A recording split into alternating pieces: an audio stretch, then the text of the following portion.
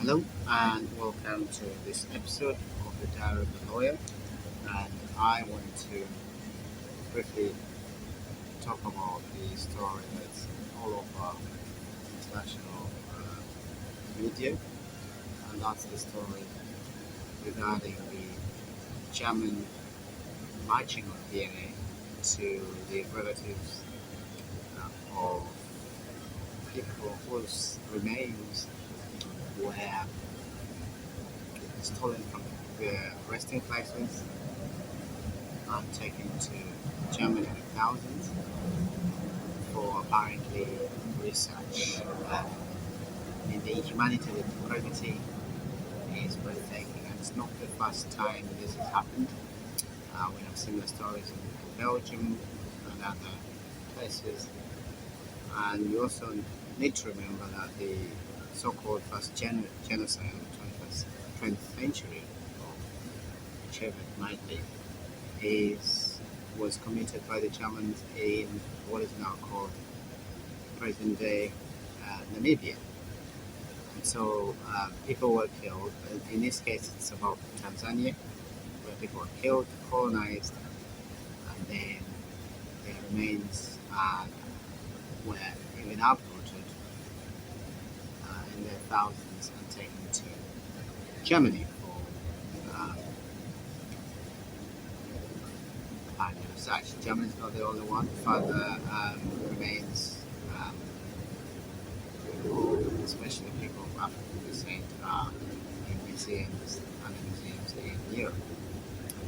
So researchers in Berlin have identified living relatives of people whose remains were stolen from Tanzania and taken to Germany for specific experiments during, for scientific experiments during the colonial era.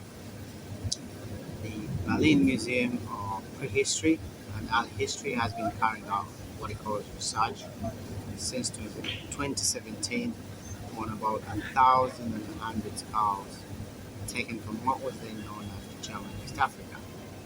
The museum announced on Tuesday that DNA analysis had provided a clear link to living residents in Tanzania, hailing the find as a small miracle, quote unquote.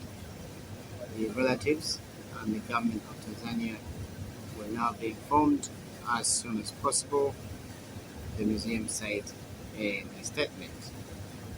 The skulls are part of a collection of about 7,700 that were acquired by the museum from Berlin's um, charity hospital in 2011, and the museum authorities say that many of them were part of a collection assembled by the doctor and anthropologist Felix von Buschen during German colonial rule. The remains are thought to have been looted from cemeteries and other various sites around the world and brought to Germany for what they call scientific experiments. And German East Africa included present-day Burundi, Rwanda, mainland Tanzania, and part of Mozambique. The museum said its researchers were able to gather enough information on 8 of the skulls to merit a search for specific descendants. One skull, a complete genetic match, was found with a man still alive today. The title Akida on the skull indicated that it belonged to high-ranking advisor Tuman Jemeli, the powerful leader of the Chaga ethnic group in the late 1800s. The DNA sample provided a direct match with a descendant of Akida, the museum said, and also an almost complete match to descendants of the Chaga people, who also confirmed in a further statement 2 of the 8 are examined. Herman Pazinger, the president of the museum, said, finding a match like this is a small miracle, and will probably remain a rare case, even despite the most meticulous provenance research. And over the past 20 years, Germany has been gradually starting to talk more about the crimes it committed during the colonial era. In German Southwest Africa, now Namibia, Germany was responsible for mass killings of indigenous Herero and Nama people in what many historians refer to as the first genocide of the 20th century, as I indicated earlier. Apparently, Germany has returned the scouts and other human remains to Namibia that it had sent to Berlin during the period. In 2021, Germany officially acknowledged that it had committed genocide in Namibia and promised 1 billion in financial support to descendants of victims. Now, 1 billion, which was clothed in conditions and preconditions and timescales, all sorts of money.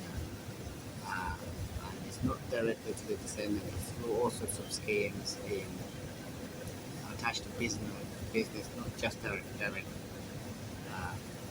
financial support. So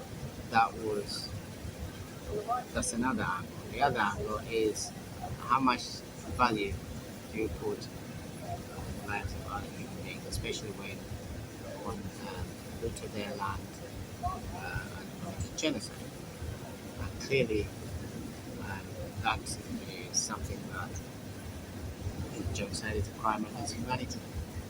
So should there be a process, a proper legal process, healing and reparation, and a proper reparation that is determined by a court of law, rather than these preconditions of 1 billion, mere 1 billion years and years later, not to mention how much treasure and blood was taken from Oslo